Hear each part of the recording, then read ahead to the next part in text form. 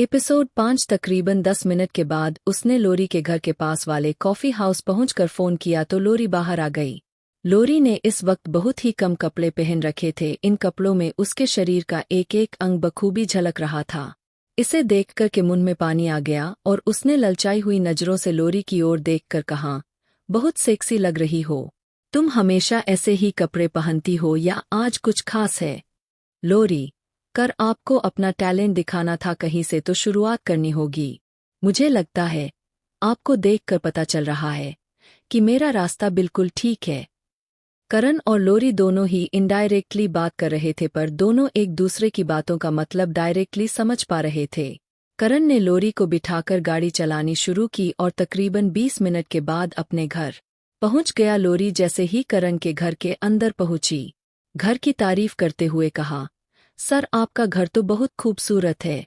करण का घर वाकई में सुंदर था। उस घर को सिया ने सजाया था। करण में अपनी गाड़ी की चाबी को पास में पड़ी हुई टेबल पर रखते हुए और लोरी को अपनी बाहों में खींचते हुए कहा, मैं तुम्हें यहाँ अपने घर की तारीफ करवाने के लिए नहीं लाया हूँ।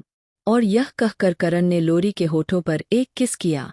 लोरी जैसे ही करण को किस करने के बाद उससे थोड़ा सा दूर हुई, उसने करण की ओर देखकर कहा, वह सब तो ठीक है सर, और मैंने तो सुना है आप सिया से शादी करने वाले हैं, फिर मैं यहाँ क्या कर रही हूँ? करना, मुझे नहीं लगता कि तुम उन बेवकूफ़ लड़कियों में से हो जिनके लिए फिजिकल रिलेशन, इमोशन रिलेशन और प्रोमिस कोई मायने रखता है। तो तुम्हें जितना कहा जाए उतना करो। तुम्हें अपना करियर बनाना है ना, तो बन जाएगा, बस इतना समझ लो। तुम्हारी ज़रूरत तुम्हारा कैरियर है और मेरी ज़रूरत तुम और तुम्हारा ये जिस्म है। अगर हम एक दूसरे की ज़रूरत है पूरी करते रहेंगे तो दोनों फ़ायदे में रहेंगे। यह कहकर करण ने लोरी के कपड़े उतारने शुरू कर दिए और थोड़ी ही देर के बाद दोनों बिस्तर पर थे। अब ये हर रात का हो चुका था। हर रात लोरी करण के बिस्तर पर बिताने लगी थी। दूसरी तरफ सिया का कैरियर आसमान की ऊंचाइयों को छू रहा था। उसे दिन पर दिन नए कॉन्ट्रैक्ट्स मिलते ही जा रहे थे। अब देश में ही नहीं, विदेशों में भी सिया का नाम होने लगा था। लोग वहां पर भी सिया को पहचानने लगे थे।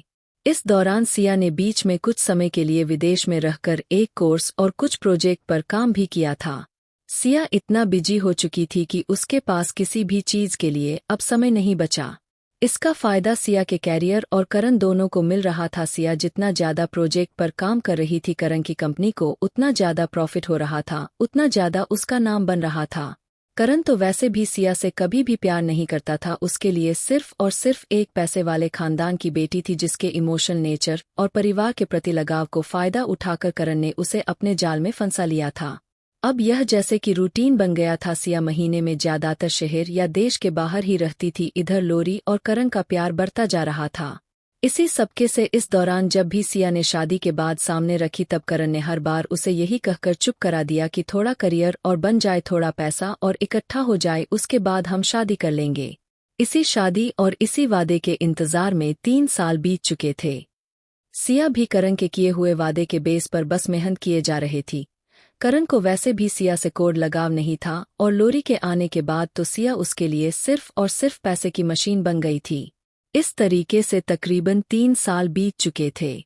इन 3 सालों में बहुत कुछ बदल गया था। जो करण लोरी के करीब सिर्फ फिजिकल जरूरतों की वजह से आया था, अब वह वाकई में लोरी से प्यार करने लगा था। क्योंकि सिया और लोरी में सबसे ज्यादा फर्क यही था, सिया हर हाल में सच का और सही का साथ देने वालों में से थी, जबकि लोरी हर तरह के हालात से समझौता करने लेने वालों में से। इसी वजह से करण को लोरी ज्यादा पसंद थी। अब वो समय भी आ चुका था जब लोरी ने करण को उसके करियर की ऊंचाइयों पर पहुंचाने के लिए धमकियां देना शुरू कर दिया था।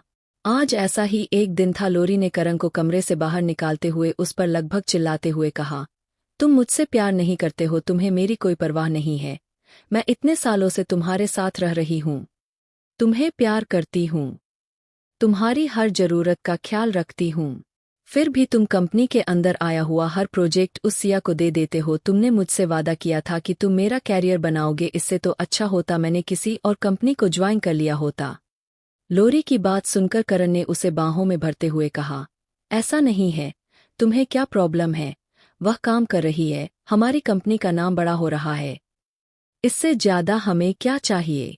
इस बात पर लोरी ने उसका हाथ झटकते हुए कहा, मैं यहाँ पर किसी का मुंह देखने के लिए नहीं हूँ। तुम्हें आखिरी बार कर रही हूँ, या तो अब तुम मुझे मेरे लिए अच्छे से अच्छे प्रोजेक्ट ला कर दो, नहीं तो मैं दूसरी कंपनी ज्वाइन कर लूंगी। वैसे भी प्यार अपनी जगह है और करियर अपनी जगह। तुम सोच लो तुम्हें क्या करना है। को यह समझ में आ गया था कि अब लोरी शांत नहीं बैठेगी, लिए कुछ ना कुछ तो करना ही पड़ेगा। अगले एपिसोड के लिए हमारे चैनल को सब्सक्राइब करें। धन्यवाद।